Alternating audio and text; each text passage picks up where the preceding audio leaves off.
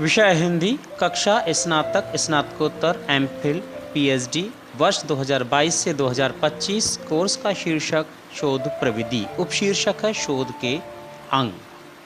विचार बिंदु हैं अज्ञात तत्व, समस्या निर्धारण, संकल्पना, समाधान की संभावना, शोध का क्षेत्र, शोध की सीमा, सामग्री संकलन, सामग्री विश्लेषण, तार्किक प्रमाण। मैं doctor Rajmuni, associate professor Hindi तथा अन्य भारतीय भाषा विभाग, महात्मा गांधी काशी विद्यापीठ, वाराणसी। प्रिय विद्यार्थियों, आज हम यहाँ पर आपसे शोध प्रविधि के अंतर्गत चर्चा करेंगे, बातचीत करेंगे शोध के अंग या शोध के सोपान भी कह सकते हैं।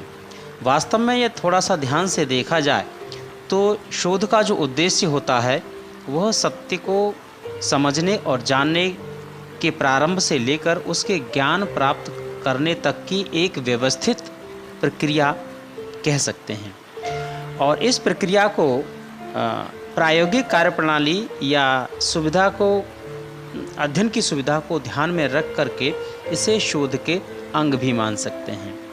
अब इसके अनुसंधान कार्य के विभाजन के कुछ निश्चित आधार तो नहीं तय किए गए हैं, लेकिन कोलंबिया विश्वविद्यालय के जॉन ड्यूड ने 5 सोपान स्वीकार किए हैं, जिनमें पहला है किसी प्रत्यक्ष समस्या का अनुभव, किसी वस्तु के गुणों की पहचान, किसी अप्रत्याशित संभव का विशदीकरण, प्रस्तुत समस्या का स्पष्ट शब्दों में कथन, पर्याप्त सामग्री या प्रमाणों के द्वारा प्रस्तुत समाधान से संबंधित विचारों का विस्तार, भावों का संकलन करके प्रयोगों द्वारा संकल्पना का परीक्षण। इसी के साथ हार्वर्ड विश्वविद्यालय के टी.एल. केली ने भी एक छठा सोपान निर्धारित किया है। वो ये है कि भविष्य की अपेक्षाओं को ध्यान में रख करके निष्कर्ष या सिद्धांत का मूल्यांकन करना। लेकिन अब यहाँ ध्यान देना है कि यह जो मूल्यांकन है कहाँ तक संभव है, कहाँ कैसे किया जा सकता है, ये एक आगे का विषय हो सकता है।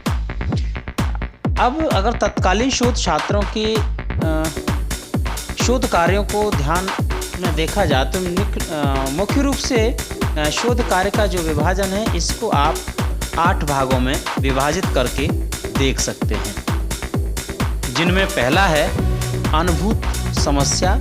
इसका दूसरा नाम संकुल स्थिति है, या इसको हम इस प्रकार भी समझ सकते हैं अज्ञात तत्व है। और स्पष्ट समझना हो तो इसको आप यूँ कहिए कि जिसका समाधान खोजना आवश्यक है। दूसरा है समस्या का निर्धारण, कोई भी समस्या हो उसका कुछ न कुछ निर्धारण अवश्य होता है। तीसरा है तात्कालिक समाधान या संकल्पना और समाधान की संभावना। चौथा है शोध के क्षेत्र तथा सीमाओं का निर्धारण। पांचवा है सामग्री संकलन, विश्लेषण और पंजीकरण। छठा है स्पष्टीकरण और प्रमाणन। सातवां है अन्य संभावनाओं के निषेध के द्वारा निष्कर्षों की पुष्टि। आठवां है प्रस्तुति। अब इसको एक एक करके हम ध्यान से यहाँ संक्षिप्त में चर्चा करेंगे।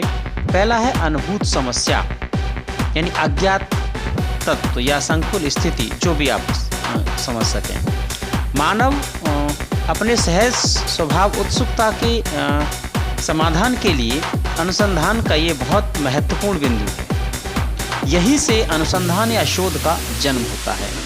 मानविकी के अनेक विषयों में किसी न किसी स्पष्ट समस्या को पहचान कर उसका समाधान ढूंढने का प्रयास किया जाता है। जैसे उदाहरण के तौर पर हम समझें, मोटर गाड़ी चलाने के लिए पेट्रोल की जगह पर और क्या इस्तेमाल कर सकते हैं, किसी बीमारी विशेष को रोकने के लिए सबसे उत्तम औषधि क्या हो सकती है, आदि आदि।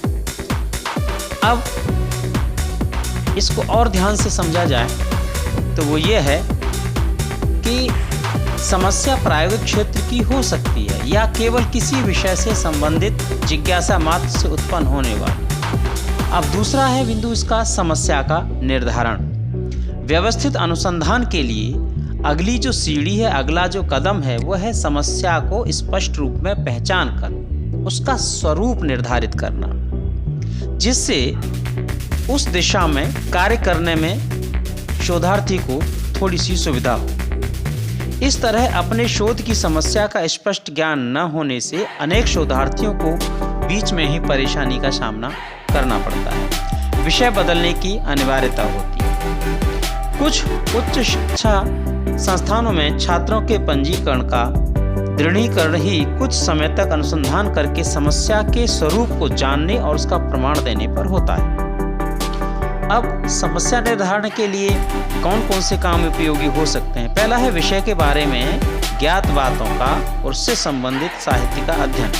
दूसरा है अध्ययन के बीच आने वाली विसंगतियों पर ध्यान दें। तीसरा है इनके आधार पर तात्कालिक रूप में समस्या का निर्धारण। चौथा है निर्देशक तथा अन्य विद्वानों के परामर्श से उसका निर्णय लेना।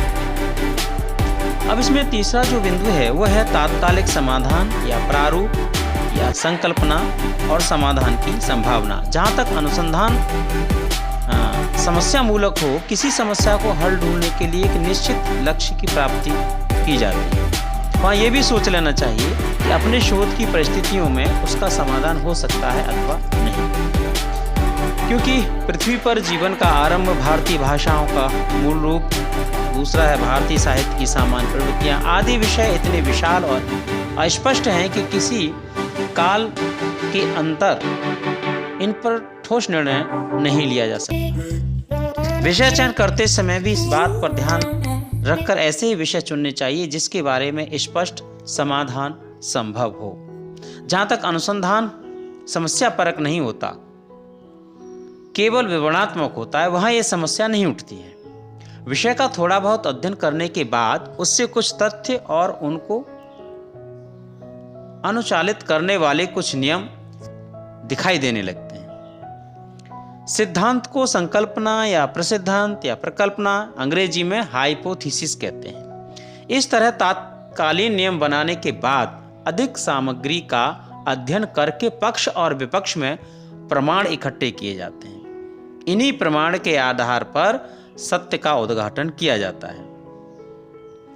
अब देखते हैं कि अध्ययन की दशा के अनुसार ही भिन्न भिन्न होते हैं। सिद्धांत भी अलग होंगे, उसकी प्रकल्पना भी अलग होगी। यह संभव है कि किसी विषय के बारे में बनाई गई जो एक प्रकल्पना है, जिसको हाइपोथेसिस अंग्रेजी में कहते हैं, वो उसको थोड़ा बहुत परिवर्तन के साथ स्वीकार किया जाता है।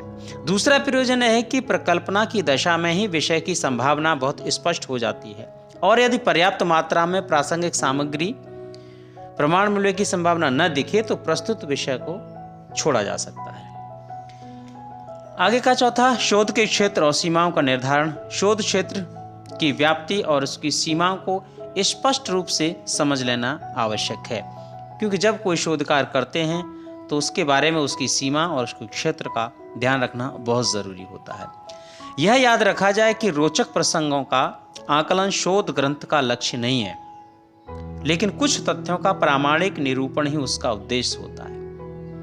इसी तरह शोधार्थी की जो दृष्टि है निर्धारित नहीं हो तो शोध ग्रंथ में अनेक संभावनाएं, आंतरिक वैविध्य पैदा हो जाता है, उसमें अवरोध पैदा होता है और अंततः होगा क्या कि शोध प्रबंध को मूल्यवान बनाने वाली चीज अनुसंधानकर्ता द्वारा नए तथ्यों के अतिरिक्त शायद उन तथ्यों से बढ़कर मौलिक दृष्टि भी होती है। पांचवा है सामग्री संकलन, विश्लेषण और पंजीकरण। इसका जो पांचवा तत्व है वह है सामग्री संकलन, विश्लेषण और पंजीकरण। अनुसंधान कार्यक्रम का सबसे विस्तृत और मुख्य अंग यह होता है कि जो शोधार्थी है उसको सामग्री संकलन पर विशेष ध्यान देना चाहिए और इतना ही नहीं, उस सामग्री का विश्लेषण और पंजीकरण इस पर भी विशेष रूप से ध्यान देना जरूरी है।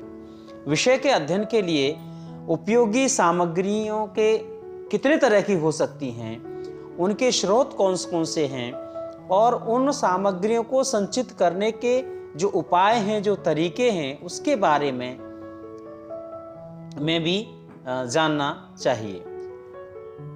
और शोध विषय के स्वरूप और शोध के उद्देश्य को, इन दो चीजों को ध्यान में रखकर उचित स्रोतों से सभी प्रासंगिक सामग्रियों का संचयन कर लेना चाहिए। और सबसे बड़ी बात यह है कि वैज्ञानिक ढंग से उनका वर्गीकरण करना चाहिए। किसी भी शोध सामग्री का अगर वैज्ञानिक ढंग से वर्गीकरण नहीं किया जाएगा तो उसकी प्रामाणिकता सिद्ध करने में बहुत कठिनाई हो सकती है। सामग्री संचित करते समय ही उनकी फाइलिंग, जिसको अंग्रेजी में कहते हैं, वो भी करना बहुत ज़रूरी होता है। छठा बिंदु है इसमें विश्लेषण और प्रमाणन। शोध में जो सबसे बौद्धिक प्रक्रिया है वह है विश्लेषण की, और शोधार्थी की अगर विश्लेषण क्षमता नहीं है तो वह अपने कार्य को बहुत बेहतर तरीके से अंजाम नहीं दे सकता है। क्योंकि शोध की सामग्री का जब आप विश्लेषण करते हैं उसी के आधार पर आप निष्कर्षों पर पहुंचते हैं, और उन्हीं निष्कर्षों के प्रमाणित करने के लिए उस सामग्री का प्रयोग किया जाता है। दूसरे तरह से आप इस तरह से समझ सकते हैं कि जिन निष्कर्षों पर पहुंचना है उनको ध्यान में रखकर जो कुछ ठोस कार्य करने के बाद ही संभव होगा, सामग्री का विश्लेषण करके उसके अंग प्रत्यंगों का निर्णय और कार्य कारण संबंधों का निर्धारण करना होगा। अंत में प्रस्तुत करते समय यह ध्यान रखना है कि हमारा जो विश्लेषण है और हमारा जो प्रमाण करने का जो उद्देश्य है वह कहीं अपने लाइन से अलग तो नहीं है। सातवां बिंदु है अन्य संभावनाओं का निषेध। तात्कालिक समाधान या परिकल्पना की चर्चा के विषय में इसको ध्यान से देखें तो समस्या के जितने समाधान हो सकते हैं उन सब की गणना की जानी चाहिए, और धीरे धीरे प्रमाणित सामग्री का संचयन करके अपने सिद्धांतों या निर्णयों की पुष्टि की जाती है। तब स्वभावतः कुछ संभावनाओं को स्वीकार किया जाता है, कुछ को अस्वीकार किया जाता है, कुछ को प्रमाण सहित सब प्रमाण निषेध भी करना पड़ता है। इसको ऐसे भी समझ लें आप कि सकारात्मक या नकारात्मक प्रमाणों से निषेध किया जा सकता है। और बात भी सही है, अपने तथ्य को प्रस्तुत करने के लिए आपके पास प्रमाण होना बहुत जरूरी है। सकारात्मक नकारात्मक, जिन संभावनाओं के विरुद्ध प्रत्यक्ष प्रमाण मिलते हैं उनको सीधे तिरस्कृत किया जा सकता है। जिन संभावनाओं के समर्थन के लिए स्पष्ट प्रमाण नहीं मिलते हैं उनको तात्कालिक रूप से अस्वीकृत करके पक्ष या विपक्ष के प्रमाणों की खोज निरंतर जारी रखनी चाहिए। किसी तरह का प्रमाण न मिलने पर ऐसी संभावनाओं को तिरस्कृत कर देना ही उचित रहता है।